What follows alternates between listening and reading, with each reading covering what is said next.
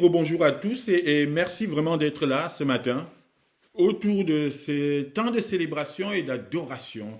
C'est toujours une joie de pouvoir se poser après une semaine où on a couru, après une semaine où on a fait beaucoup de choses.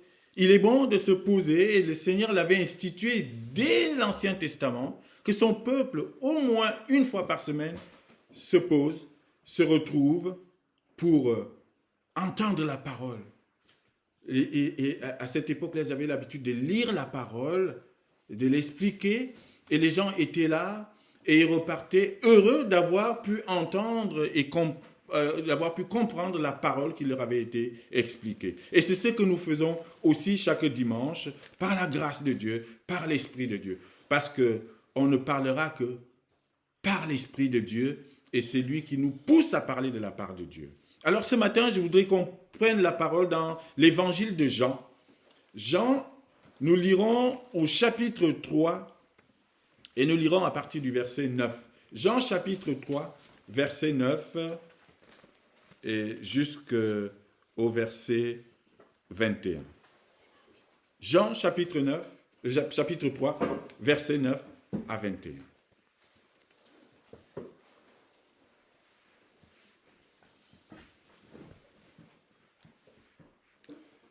Ce matin, il est important, et nous venons de faire cela dans ce temps de louange et de célébration, il est important de célébrer Jésus. Ce matin, je veux qu'on élève Jésus. Ce matin, je veux que plus que jamais, on célèbre et on élève le nom de Jésus. À lui seul, la louange, à lui seul, la gloire, à lui seul, l'honneur et l'hommage. C'est lui qui est allé sur la croix. C'est lui l'agneau immolé. C'est lui qui est venu pour ôter nos péchés. C'est lui le seul qui doit être élevé. C'est le Fils unique de Dieu qui sauve le monde. Et cette parole, ce verset que tout chrétien connaît et qui est, j'espère, positionné dans le cœur de chacun, me revient à chaque fois. Et le Seigneur m'utilise d'une manière parfois spéciale et je ne comprends pas. Et j'étais parti sur une prédication cette semaine et puis au milieu de la semaine, il a changé tous mes plans. Il m'a bouleversé par un verset que nous répétons tous les jours, mais qu'il a voulu remettre dans mon cœur en me disant, il faut le dire, il faut le faire, il faut revenir dessus parce que je veux que le monde entende. Je veux que mes enfants entendent encore cela. Car Dieu a tant aimé le monde. Voilà le verset. Qu'il a donné son Fils unique, afin que quiconque croit en lui ne périsse point, mais qu'il ait la vie éternelle. Car Dieu a tant aimé le monde, qu'il a donné son Fils unique, afin que quiconque croit en lui ne périsse point, mais qu'il ait la vie éternelle. Voilà ce qu'il a mis sur mon cœur. Parle-leur, parle à toi-même de ce verset. Il y a un danger de mort spirituelle. Il y a un danger de mort éternelle. Les gens courent un danger de mort. Et ils ne le savent pas. Et nous répétons cette parole et ce verset chaque jour. Et peut-être que ça devient banal. Peut-être qu'on ne fait plus assez attention à la profondeur de ce verset, à ce qu'il veut nous dire. Pourquoi Jean nous dit cela? Pourquoi Dieu veut répéter cette parole aujourd'hui? Parce que le monde va mal. Les gens sont de plus en plus en perdition. Et la fin approche. Le temps de la fin est pratiquement là. Et il faut réveiller les consciences. Il faut réveiller les esprits. Il faut qu'il y ait un réveil. Il faut que les gens comprennent enfin ce que Dieu veut dire. Qu'ils ne négligent pas, qu'ils ne doutent pas. Et qu'ils n'essayent pas de détourner cette parole. Voilà ce que Dieu veut nous mettre à cœur ce matin. À vous tous qui m'écoutez, peut-être à travers YouTube, à travers ces réseaux, à vous tous qui êtes ici, à vous tous qui entendez cette parole, Dieu a quelque chose à nous dire ce matin. Il veut que nous gardions cela. En repartant d'ici, que chacun reparte avec cette parole dans son cœur. Dieu a aimé le monde. Et Dieu veut nous sauver. Dieu veut faire quelque chose pour ta vie. Moi, à chaque fois que j'allais dans un enterrement ou un lieu de deuil. La réflexion que je me faisais à propos de la personne qui venait de partir. Est-ce qu'il connaissait Christ? Comment il est parti? Est-ce qu'il est parti avec Christ? Est-ce qu'il est mort avec Christ? Ne mourrez pas sans Christ. Ne partez pas de ce monde sans Christ. Parce que c'est le seul qui nous sauve du danger de mort éternelle. Car Dieu a tant aimé le monde qu'il a donné son Fils unique afin que quiconque croit ne périsse point, mais qu'il ait la vie éternelle. Alors lisons ce passage. Jean chapitre 3, à partir du verset 9. Nicodème lui dit, « Comment cela peut-il se faire ?» Jésus lui répondit, « Tu es le docteur d'Israël et tu ne sais pas ces choses. En vérité, je te le dis. Nous disons ce que nous savons et nous rendons témoignage de ce que nous avons vu. Et vous ne recevez pas notre témoignage. Si vous ne croyez pas quand je vous ai parlé des choses terrestres, comment croirez-vous quand je vous parlerai des choses célestes? Personne n'est monté au ciel, si ce n'est celui qui est descendu du ciel, le Fils de l'homme, qui est dans le ciel. Et comme Moïse éleva le serpent dans le désert, il faut de même que le Fils de l'homme soit élevé, afin que quiconque croit en lui ait la vie éternelle. Car Dieu a tant aimé le monde qu'il a donné son Fils unique, afin que quiconque croit en lui ne périsse point, mais qu'il ait la vie éternelle. Dieu, en effet, n'a pas envoyé son Fils dans le monde pour qu'il juge le monde, mais pour que le monde soit sauvé par lui. Celui qui croit en lui n'est point jugé, mais celui qui ne croit pas est déjà jugé, parce qu'il n'a pas cru au nom du Fils unique de Dieu. Et ce jugement, c'est que, la lumière étant venue dans le monde, les hommes ont préféré les ténèbres à la lumière, parce que leurs œuvres étaient mauvaises. Car quiconque fait le mal est la lumière, et ne vient point à la lumière, de peur que ses œuvres ne soient dévoilées. Mais celui qui agit selon la vérité vient à la lumière, afin que ses œuvres soient manifestées, parce qu'elles sont faites en Dieu. Amen.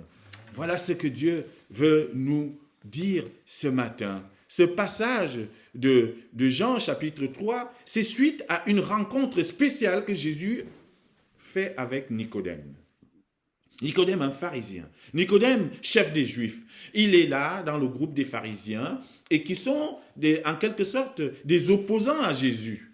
Mais lui, Dieu va le toucher d'une certaine manière. Il y a un esprit qui va parler à Nicodème. Il va dire, mais cet homme que nous sommes en train de critiquer, cet homme que nous sommes en train de rejeter, il a quelque chose. Nicodème a senti quelque chose. Et il vient la nuit parce qu'il a peur des représailles. Il a peur que dans son groupe, on dise, oui, mais toi, tu nous as trahis. Tu vas voir ce monsieur. Donc, il vient dans la nuit pour interroger Jésus, pour discuter avec Jésus, pour échanger avec lui. C'est là que cette fameuse parole de la nouvelle naissance va venir. Christ va lui dire, mais tu dois naître de nouveau, Nicodème. Et il ne va pas comprendre ces paroles. Il dit, mais à mon âge, comment veux-tu que je naisse de nouveau? Veux-tu que je rentre dans le ventre de ma mère? Jésus va lui dire, mais non, mais tu n'as pas compris parce qu'on n'est pas sur la même longueur d'onde.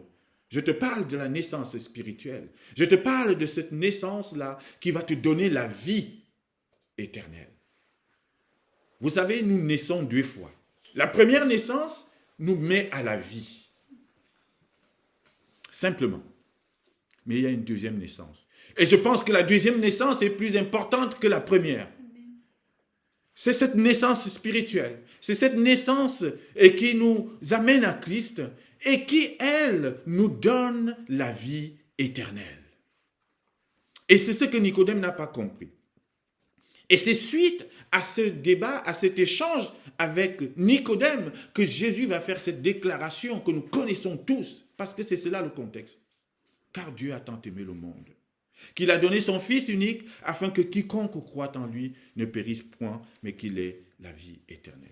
Alors la première chose que Jésus va nous dire ce matin, la première chose qui va ressortir de ce passage ici, se trouve au verset 14. Nous sommes appelés à élever Jésus. Il dit, et comme Moïse éleva le serpent dans le désert, il faut de même que le Fils de l'homme soit élevé, afin que quiconque croit en lui ait la vie éternelle. La première mission de l'Église que nous sommes, la première mission de chaque croyant, de celui qui a accepté Jésus, c'est de l'élever. Il faut que Jésus soit élevé. C'est ce qu'il dit ici. C'est un impératif spirituel. C'est une mission que Dieu met dans le cœur de chacun de nous. Moïse, dans le désert, vous vous rappelez de cet épisode où le peuple s'est rebellé contre Dieu. Et en guise de justice et de punition, ils ont été mordus par les serpents dans le désert parce qu'ils ont désobéi. Et Moïse, voyant le peuple en train de mourir, le peuple vient se plaindre à Moïse, on est en train de mourir, des morsures de serpents. Il va auprès de l'Éternel et dit, mais comment je fais? Dieu lui dit, fais-toi un serpent d'airain.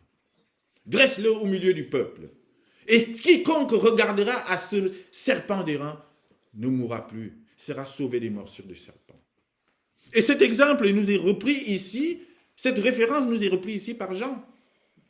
Il dit, il y a un serpent d'airain, qui a été élevé dans le désert pour que le peuple soit sauvé des morsures de serpent. Mais ici, il ne s'agit plus de ce serpent d'airain. Il s'agit du Fils de Dieu, du Fils de l'homme. Et lui, il doit être élevé pour que quiconque regarde à lui ne périsse pas. Pas de la morsure des serpents, non. Ne périsse pas, mais qu'il ait la vie éternelle. Et c'est cela. Et c'est pour ça que nous devons élever Jésus. Si on ne le fait pas, si l'Église n'élève pas Jésus, si le croyant n'élève pas Jésus, ne parle pas de Jésus, ne présente pas Jésus, ce serait une faute professionnelle, que disent, une faute spirituelle. Parce que c'est à partir de Jésus et par lui et en lui que la vie éternelle est donnée. Il faut donc que tout le monde regarde à ce Jésus. Il faut qu'on donne la possibilité au monde, à ceux qui sont autour de nous, à nos familles, de voir Jésus. Et pour cela, nous devons l'élever. Et comment élever Jésus? C'est en parlant de lui. C'est en le présentant au monde. C'est en proclamant son évangile. Chacun de nous peut le faire. Il ne s'agit pas d'une affaire du pasteur ou je ne sais pas de quel apôtre. C'est tout le monde qui peut élever Jésus. On peut élever Jésus aussi en manifestant les sentiments de Jésus, en vivant comme Jésus vivait. On peut élever Jésus par notre conduite, par notre exemple, par notre façon d'être, en manifestant les fruits de l'esprit. Tu élèves Jésus dans ton travail, par ton honnêteté, par ta vérité, par ta bienveillance, par ton amour auprès de tes collègues, de tous ceux qui t'entourent. Tu élèves Jésus autour de toi, par ton esprit de paix. Là où il y a des murmures, là où il y a la guerre, là où il y a le conflit, toi tu amènes la paix. Et en faisant cela, tu élèves Jésus, parce que tu vis comme Jésus, parce que c'est ce qu'il aurait fait, lui aussi. Il faut que le Fils de l'homme soit élevé. Et c'est notre mission, c'est la mission de l'Église. L'Église élève Jésus par l'unité qu'il manifeste, par l'amour que les uns et les autres se portent. C'est en cela qu'on élève Jésus. Il faut que le monde sache que Jésus est le Sauveur. Et ça passe par nous, ça passe par toi et ça passe par moi. Ça, c'est la première chose que le Seigneur veut qu'on comprenne ce matin. Alors pourquoi il faut élever Jésus? Pourquoi il faut absolument que le monde voie Jésus? Pourquoi il faut absolument qu'on proclame Jésus? Parce que c'est par Jésus que Dieu nous a aimés. C'est par Jésus que Dieu a manifesté son amour au monde. Dieu a tant aimé le monde. Dieu a tant aimé le monde. Et tout se passe dans ce petit mot « tant ».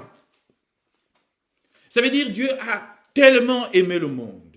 Dieu a beaucoup aimé le monde. Dieu a passionnément aimé le monde. Dieu a aimé le monde à un niveau, à un point qu'on ne peut pas imaginer. Un amour qui dépasse l'entendement. Un amour qui est mystérieux pour nous encore aujourd'hui. On ne comprend pas pourquoi Dieu a tant aimé le monde, mais on sait qu'il a aimé le monde. Et quand on dit le monde, chers frères et sœurs, souvent nous avons tendance à nous détacher de cela en disant, oui, il a aimé le monde. Une notion vague. C'est qui le monde? C'est quoi le monde? Mais j'ai envie de vous dire que chacun de vous, que chacun de nous personnalise cette parole. Dieu a tant aimé le monde, ça veut dire Dieu t'a tant aimé. Toi, personnellement. Dieu t'a aimé. Que tu crois en lui ou pas. Que tu le connaisses ou pas. Dieu t'a aimé. Et Dieu t'aime encore et toujours. Il dit dans Ésaïe 43, « Je vous aime. Vous avez du prix à mes yeux. » Dieu t'aime. Il y a beaucoup de gens qui meurent de solitude dans ce monde. Il y a beaucoup de gens qui se trouvent dans des situations où ils se disent, mais personne ne m'aime. Je suis seul. Mais Dieu te dit, moi, je t'aime. Dieu a tellement aimé. Et Dieu t'aime tellement qu'il est capable de tout pour que tu sois avec lui, que tu sois bien. Amen. Dieu t'aime. Et c'est le message de ce matin. L'amour de Dieu dépasse tout entendement. Dieu nous a aimés à quel moment? Il n'a pas attendu que nous soyons bons. Il n'a pas attendu que tu sois parfait, que tu sois saint et que tu fasses des bonnes choses et des belles œuvres. Non, alors même que nous étions encore pécheurs, c'est ce que la parole nous dit, Dieu nous a aimés. Comment ça? Alors qu'on aime ceux qui nous aiment. On aime quand quelqu'un est bien. On l'aime quand il fait des bonnes choses. Mais Dieu nous aime, alors même que nous sommes encore plongés dans le péché, il nous a aimés. Alors que nous étions encore en train de lui tourner le dos, il nous a aimés. Dieu nous a tant aimés. C'est la première chose. Cet amour est incommensurable. L'apôtre Paul dit qu'il est long, large, élevé et profond. On ne peut pas le mesurer. Et on ne peut pas l'expliquer par nos mots. On ne peut que dire, waouh, je n'ai rien mérité. J'étais pécheur, mais tu m'as aimé. Et tu m'aimes encore, malgré tout. Dieu nous a aimés. Alors comment il a manifesté cet amour? Comment il nous a fait ressentir cet amour extraordinaire? Et c'est là que notre verset intervient. Dieu a tant aimé le monde qu'il a fait quoi? Il a donné son Fils unique. Dieu a donné. Et souvent, quand on récite ce verset, on passe vite. Dieu nous dit, hey, prends le temps, pose-toi, réfléchis. Il a donné. Comment Dieu a donné? De quelle manière Dieu a donné? Il a donné son Fils unique. C'est le seul qu'il avait. Il n'avait pas d'autre choix. Il n'avait pas 3, 4, 5, 6 enfants en se disant, je peux donner un et puis il m'en reste 4, 5. C'est le seul qu'il avait. Et c'est lui qui l'a donné.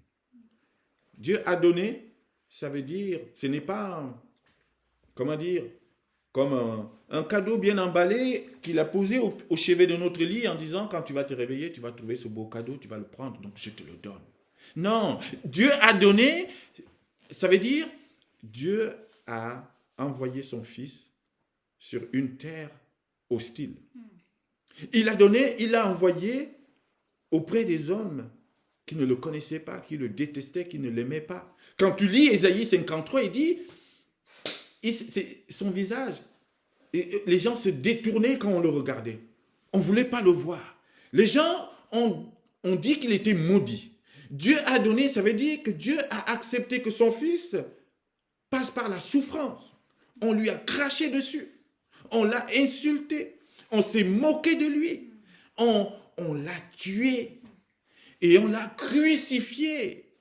C'est cela le don de Dieu. Et c'est ce que nous devons comprendre dans « il a donné ». Ce n'était pas un acte anodin. Parce que souvent, quand on dit ça, il a donné, on dit « oui, il a donné, il a donné ». Non, nous avons besoin de réfléchir à cela. Cet homme, ce Dieu, ce Jésus est venu souffrir. Tout ça pour nous. Voilà comment Dieu a donné son Fils. En fait, quand on dit qu'il a donné, comprenons qu'il a sacrifié son Fils. Il a sacrifié. Et quand on dit ça, ce n'est plus la même chose. Et moi, quand j'entends ça, j'ai plutôt la chair de poule. Il a sacrifié son Fils. Il a permis qu'il soit humilié. Il a permis qu'il soit moqué. Il a permis qu'on le perce. Qu'on le cloue sur la croix comme un vulgaire bandit. Voilà comment il a donné son Fils. Et on peut se dire, mais pourquoi? Pourquoi Dieu a fait tout cela? Pourquoi il a accepté cela? C'est par amour pour toi. La mort du Fils, c'est l'amour du Père. C'est comme ça que Dieu présente les choses. Je vous ai aimé et vous voulez la preuve, alors j'ai sacrifié mon Fils. C'est la preuve de son amour. Et pour quel but? Le but, c'était que les gens voient. Et c'est pour ça que, vous voyez, à Golgotha, c'est un mont, c'est un lieu élevé. Et c'est sur ce lieu élevé qu'on a accroché Christ sur la croix, pour que tout le monde puisse le voir, comme le serpent d'airain dans le désert. C'est pour ça qu'il faut qu'il soit élevé, que tout le monde regarde à la croix et dire, oui, c'est d'ici que vient mon amour, l'amour de Dieu pour moi.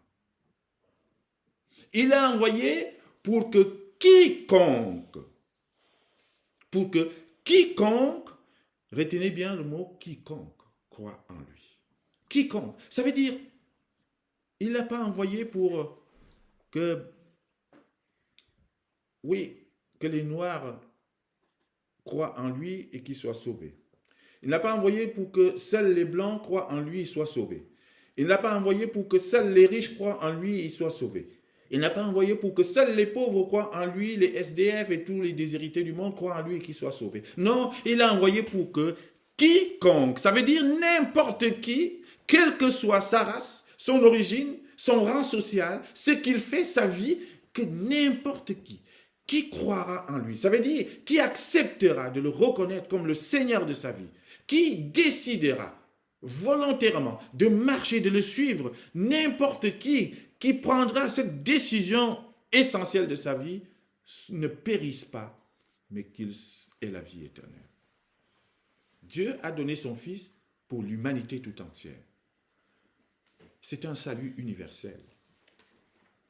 Quiconque, ça veut dire quelle que soit la profondeur de tes péchés, quel que soit l'éloignement, ton éloignement vis-à-vis de lui, quel que soit l'endroit où tu te trouves, si un jour tu décides de prendre Jésus pour ton Sauveur et Seigneur, alors tu es sauvé. Amen.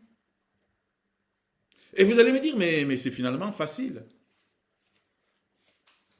Pourquoi les gens ne le font pas? Dans ces conditions-là, la terre entière devrait être des chrétiens, des croyants, tout le monde. Mais pourquoi on se bat encore? On est en train de lutter, on essaie d'amener les gens, de dire venez à Christ, s'il vous plaît, attention. Pourquoi? Parce qu'il y a un adversaire qui est là et qui ne fait que bloquer. Et sa mission, c'est d'empêcher justement que les gens comprennent ces messages et qu'ils l'acceptent. Alors il met de la négligence dans le cœur des gens. Il dit, oh, c'est rien ça, ça fait 2000 ans qu'on vous raconte les mêmes histoires. Les prédicateurs prêchent dans le désert, ça ne veut rien dire. C'est à être découragé. Mais le Seigneur insiste, continue de proclamer. Dis, même si tu as l'impression que ça ne marche pas, dis-le. Il y a un adversaire qui vous empêche d'entendre cela et qui vous empêche de voir la profondeur de cela. Est-ce qu'il n'y a que moi qui vois ça? Que c'est profond et que c'est la vie éternelle qui se joue là. Pourquoi les gens sont encore réticents aujourd'hui? Il y a un adversaire.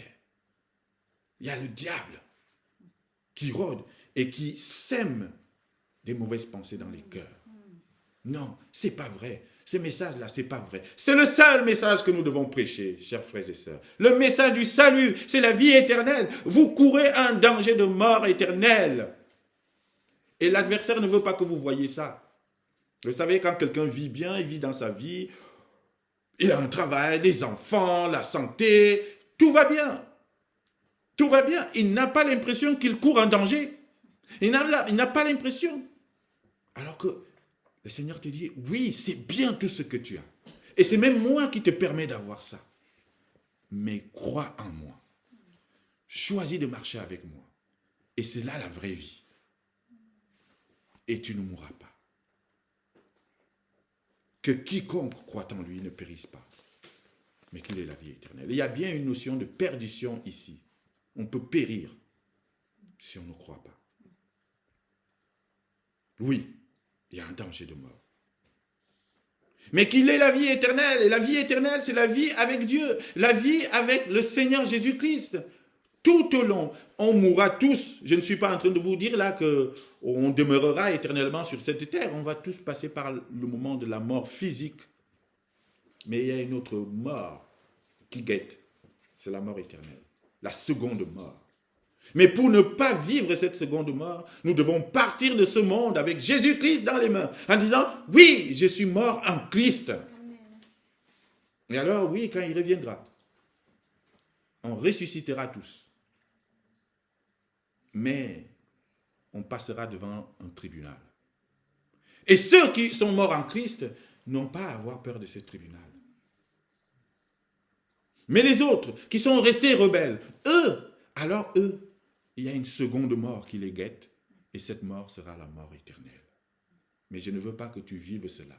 Et c'est pour ça que moi, mes frères, l'Église, nous devons tout faire pour élever Christ. Afin que personne n'aille dire demain, Seigneur, non, on ne m'a pas montré Jésus, je ne l'ai pas vu. Et lui te dira, non, Marcel te l'a montré. L'église évangélique de Menton te l'a montré. Ton frère Yannick te l'a montré. Ta sœur te l'a montré. Jésus. Élevons Christ. Pour que personne ne rate la vie éternelle. Voilà notre mission. Elle est puissante, elle est forte, elle est d'une responsabilité énorme, mais elle est passionnante. Je vous en supplie. Elle est passionnante. Élevez Christ. Parlez-leur de Christ. En famille, à côté de vous. Vous voyez quelqu'un mal, parlez-lui de Christ. Les malades, parlez-leur de Christ. Est-ce que tu connais Christ? Quelle est ta relation avec lui? Et si tu venais à partir maintenant, tu partirais comment? Comment? Ne pars pas sans Christ. Ne quitte pas ce monde sans Christ. C'est ce que la parole nous dit ce matin. Alors oui, il a envoyé son Fils pour que quiconque croit en lui ne périsse point, mais qu'il ait la vie éternelle. Et la question est là. Crois-tu en cela? Crois-tu? Parce que Dieu est un gentleman. Il ne nous force pas. Il nous a laissé notre libre arbitre. C'est à toi de décider de croire ou de ne pas croire. Et c'est là que l'adversaire joue. Il passe le temps à mettre de l'incrédulité dans le cœur des gens et dire, ah, c'est des histoires, c'est des fables. Non, ce sont des paroles de vie éternelle. Croire ou ne pas croire, c'est la question. Et sachant que si tu crois, tu es sauvé. Mais si tu ne crois pas, la parole nous dit, tu es déjà jugé. Ça veut dire condamné. Et nous devons l'entendre. Nous devons l'entendre. Verset 17, Dieu en effet n'a pas envoyé son Fils dans le monde pour qu'il juge le monde, mais pour que le monde soit sauvé par lui. Viens à Christ aujourd'hui. Il ne te jugera pas. Beaucoup de gens hésitent à venir parce qu'ils pensent que Jésus va les juger et va pointer du doigt ceux qui font mal. Non, il sait ce que tu fais. Tu ne peux rien lui cacher.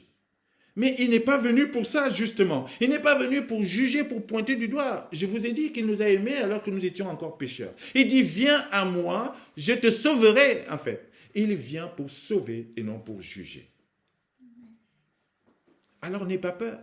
Alors n'hésite pas. Alors ne commence pas à dire, mais je suis trop pécheur. Je suis allé trop loin et je n'ose pas. Si je viens, enfin, je ne sais pas comment faire. Viens, justement. Il est venu pour toi. Il est venu pour ça. Il n'est pas venu juger, il est venu sauver. Viens auprès du Sauveur. Mais si tu ne crois pas, et si tu résistes et tu restes rebelle, alors oui. Et ça aussi, il faut l'entendre. Tu es déjà jugé, ça veut dire que tu es déjà condamné. Parce que tu as entendu, mais tu ne veux pas. Ne vous mettez pas en danger de mort, inutilement. Croyez en Christ. Et ceux qui l'ont fait déjà, tant mieux. Et je vous exhorte et je vous encourage à continuer sur ce chemin. Vous avez tout compris, c'est cela. Et n'écoutez pas les paroles de l'ennemi. Il veut vous détourner de la foi parce qu'il sait que de là dépend votre vie éternelle. Croyez. Vous avez le salut en Jésus-Christ. Et c'est ça qu'il nous dit ce matin. Alors oui, il n'est pas venu juger, il est venu sauver. Mais ça, c'est une chose. Et je finirai par là. Il y a bien un moment, et ça aussi, il faut que je vous le dise. Il y a bien un moment, et si je ne le fais pas, je n'aurai pas fait ma mission. Il y a bien un moment où il y aura le jugement. Pour l'instant, il ne te juge pas. Parce qu'il te laisse encore le temps de venir. Il te dit, viens tel que tu es. Et je vais changer ton cœur. Mais nous devons savoir aussi, il y a un moment où il y aura le jugement, le temps du jugement arrivera. Et ce sera terrible, et ce sera sévère, et ce sera sans appel en ce moment-là. Il n'y aura plus d'appel. Il n'y aura plus de, attends Seigneur, je me convertis et je viens. Il dit, ça y est, je t'ai laissé tout le temps. C'est le temps du jugement. Et je vous ai dit, ce jugement, nous, les croyants, nous n'avons pas à le craindre. Parce qu'en Jésus-Christ, nous sommes déjà sauvés. Mais ceux qui aujourd'hui ne croient pas et demeurent rebelles, malgré les appels, ceux-là, ils ont intérêt à craindre ce moment parce que ce sera terrible. La colère de Dieu se déversera ce jour-là. On dit, il est riche en bonté et lent en colère. Mais lent en colère, ça veut dire Dieu se mettra quand même en colère à un moment donné. Ça, ne l'oublions pas. Et c'est pour ça qu'il voulait que je revienne sur ce message du salut. Attention Marcel, ils ne comprennent pas. Insiste. Dis-leur que le moment arrive. Et je ne veux pas qu'ils vivent cela.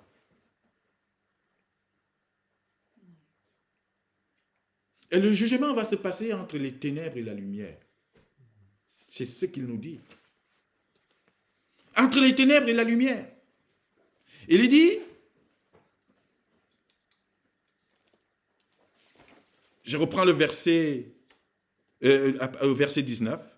Et ce jugement, c'est quoi? C'est que la lumière étant venue dans le monde, les hommes ont préféré les ténèbres à la lumière, parce que leurs œuvres étaient mauvaises. Voilà l'enjeu de ce jugement. Entre ceux qui ont préféré les ténèbres, alors que la lumière leur était proposée, et ceux qui sont restés sous la lumière. Choisis la lumière, avant qu'il ne soit trop tard.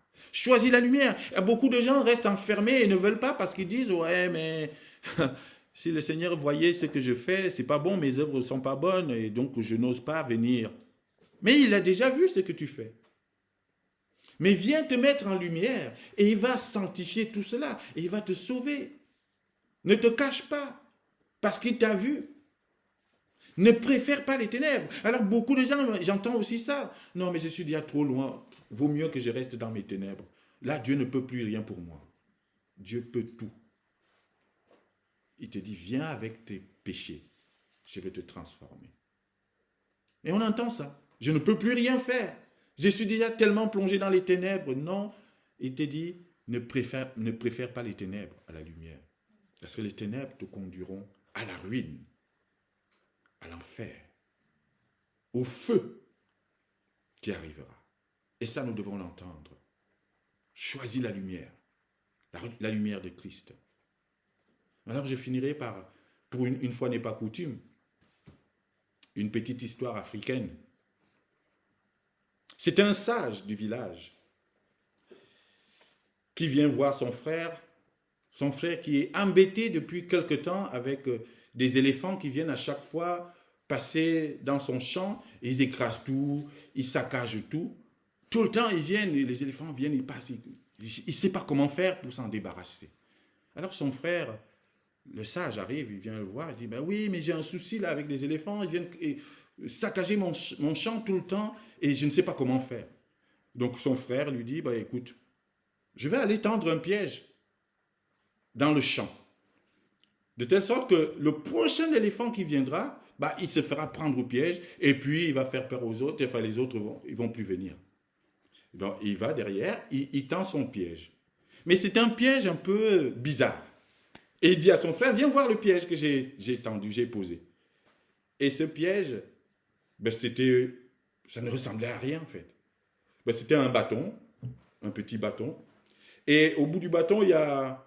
Au lieu d'un fil de fer bien dur, bien tendu, ben c'était un petit fil qu'il a pris sur un bananier, et qui, en tirant comme ça, se casse très facilement.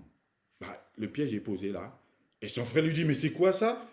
Tu te moques de moi, c'est pas un piège ça. En plus, un éléphant, il met le pied, il écrase tout ça, ça ne fait rien, ça ne fera rien. Mais c'est quoi ce piège? Et le frère sage lui dit, je te donne 3 consignes par rapport à ce piège. Ne néglige pas. Ne doute pas. N'essaye pas. Il est parti. Et puis pendant 1 mois, 2 mois, 3 mois, il n'y a plus d'éléphants qui passent, il n'y a rien qui se passe. Mais le piège est toujours là. Et le petit frère, il vient, il fait, oh, c'est bon. Il m'a raconté des histoires, ne néglige pas, c'est bon. Moi, je vais essayer. C'est quoi ce truc-là? Il essaie, donc il met le pied sur le piège. Il s'est fait prendre au piège. Et là, c'est vraiment, ça serre la corde et hop, il reste tendu et la tête en bas, il est là. Et le problème, c'est qu'il n'y avait que le frère qui a posé le piège qui était capable de revenir le délivrer de là. Donc le village, tout en panique. Et on va le chercher, il dit, mais ton frère, il s'est fait prendre le piège que tu as fait. Donc il arrive, il revient, il trouve son frère là accroché, là. En pleurant, en criant, ouais, sauve-moi, sauve-moi. Il dit, mais je t'avais donné 3 consignes. Ne néglige pas, ne doute pas, n'essaye pas. Tu as douté, tu as négligé, tu as essayé, et voilà les conséquences. Mais au final, il a délivré. Il a enlevé du piège, il l'a posé. Le petit frère a dit, j'ai compris. Et cette histoire me fait penser à la vie chrétienne, à l'histoire spirituelle, aux affaires de Dieu. Sauf que Dieu ne nous a pas posé un piège. Non, il nous a donné sa parole, il nous a donné son Fils, il nous a donné l'évangile. Et il nous dit la même chose. Il nous donne ces 3 consignes. Ne négligez pas.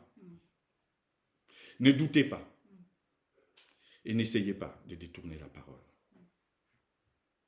Parce que si on va faire comme ce petit frère qui n'a pas écouté, beaucoup de gens dans le monde aujourd'hui négligent la parole de Dieu. Beaucoup de gens doutent. Et beaucoup essayent de détourner cette parole à d'autres fins. Mais il faut savoir une chose, le jour approche. Et de plus en plus, les taux se resserrent. Mais parce que le jour où ce moment arrivera, et personne ne le sait, et ceux qui doutent, ceux qui négligent, et ceux qui essayent, seront coincés. Ce sera trop tard. Alors ils se retrouveront en enfer. Ils se retrouveront devant le feu.